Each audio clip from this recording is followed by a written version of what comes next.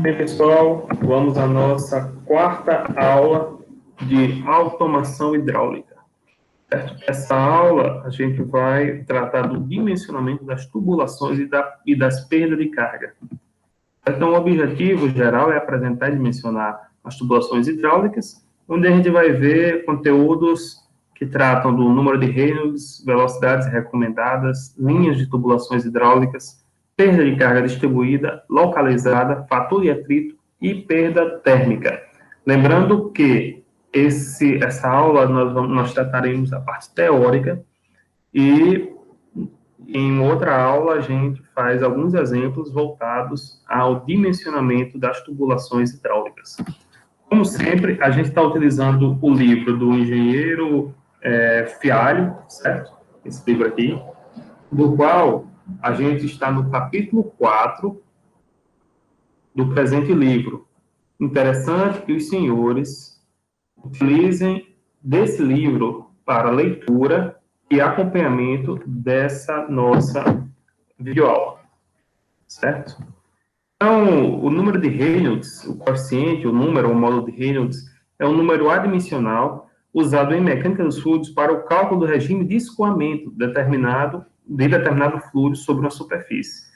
Então, a partir da sua velocidade, diâmetro e viscosidade, a gente tem o número de Reynolds, ao qual, abaixo de 2.000, esse valor de Reynolds, nós temos um regime laminar, entre 2.000 e 2.300, um indeterminado, e acima de 2.300, um regime turbulento. Então, é muito importante que a gente tenha o conhecimento do regime de escoamento que a gente está trabalhando no fluido. Certo? Então, nós vemos aqui alguns tipos de regime de escoamento, certo? Do menor para o maior, o qual nós temos o laminar, certo? Indo para o turbulento, certo? Do laminar para o turbulento. E aí, as velocidades recomendadas, né? Primeiro são os critérios de condição de velocidade. O comprimento da tubulação não superior a uma dezena de metros. Vazões compreendidas entre os limites de 20 a 200 litros por minuto e variações moderadas da temperatura. Então, a gente tem aqui a velocidade é igual a 121,65 vezes a pressão em bar, elevado a 1 sobre 33. Certo? Então, nós temos a tubulação de pressão a partir dessas pressões aqui, com as velocidades, de retorno e sucção. Então, dado a pressão, nós temos que adotar essas velocidades aqui, certo? Em centímetros por segundo. O diâmetro interno da tubulação, ela pode ser calculada pela vazão, dividido por 0,015 π vezes a velocidade recomendada para a tubulação. Lembrando que nós temos 3 tipos de tubulações, 3 tipos de linha. A linha de sucção, que é essa aqui, ó. Depois da linha de sucção, nós temos a linha de pressão, certo? E a linha de retorno do fluido. Então, essas 3 linhas é o que a gente trabalha, certo? Então, a linha de pressão é onde a gente vai mais trabalhar, certo? Nessa linha de pressão aqui. E a partir do diâmetro que a gente calcula, o diâmetro mínimo, certo? A gente vai calcular a espessura, o diâmetro interno, a pressão máxima que ela exerce e o peso dela. Então, a partir disso, a gente consegue dimensionar qual vai ser o diâmetro, qual vai ser a tubulação correta para uma determinada pressão. Certo? Então, no regime laminar, o fluido tem seu perfil de velocidades representados por camadas que se deslocam umas sobre as outras, como se fossem cilindros concêntricos.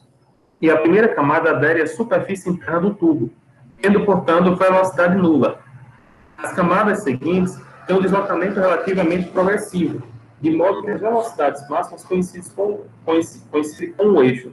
Então, para você melhor estudar isso, quem quer melhor estudar, verifica o módulo de mecânica dos fluidos, onde vai ser dado lá a relação e toda a forma geométrica, certo? do escoamento laminar.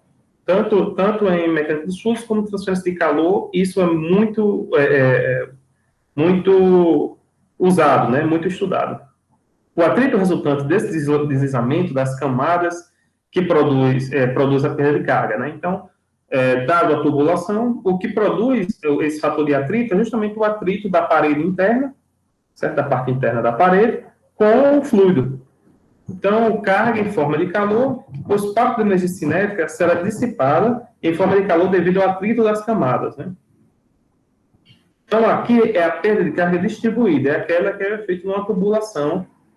Já localizada, ela vai ser em determinados pontos da tubulação, né? Em algumas singularidades, como conexões, válvulas, entre outros, né? Então, aqui a gente tem algumas tabelas que mostram, a partir do diâmetro do tubo, e a partir do diâmetro do tubo e do tipo de singularidade, a gente tem aqui a perda de carga equivalente à perda de carga distribuída.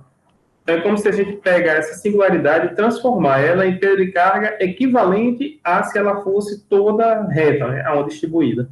Certo? É assim que a gente trabalha.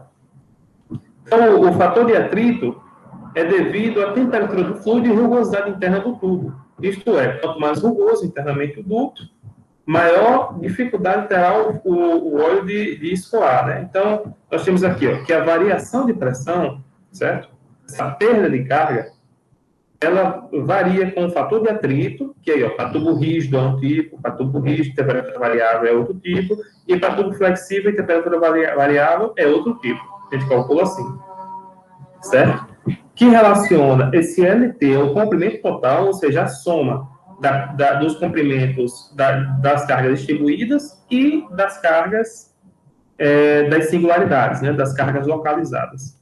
A densidade, a velocidade, o diâmetro 10 a 10, certo? É um fator de conversão, certo? 5 dividido por 10 a 10 é um fator de conversão para que a gente tenha a perda de carga em bar, certo? Então, essa variação de perda de carga, ela é tanto das perdas de carga, leva em consideração as perdas de carga distribuída, localizada e ainda os fatores de atrito e velocidade e densidade do fluido, além do seu diâmetro.